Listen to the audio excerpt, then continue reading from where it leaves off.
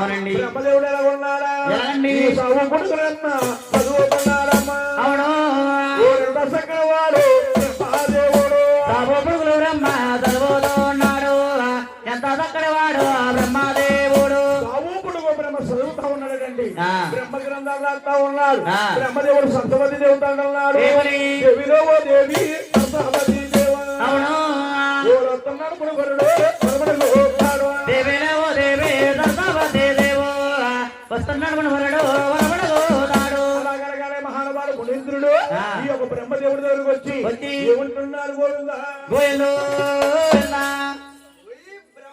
ఓయ్ ఓయి బ్రహ్మ ఆ ఓయి బ్రహ్మ ఆ గురుగారు చేరిన గడియైనా ఆ. అలుకు ఆ. అలుకు ఆ. అలుకు ఆ.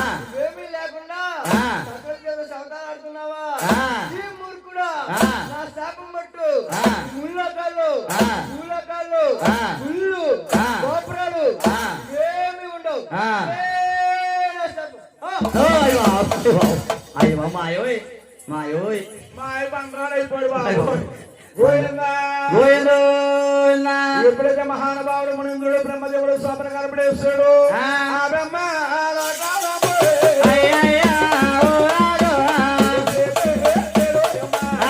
బ్రహ్మాలో కాలము విడితే పెట్టేడు అమ్మ అయ్యయ్యో రాజు వైకుంఠ భక్తాలు విడితే పెట్టేడు అమ్మ ఆ.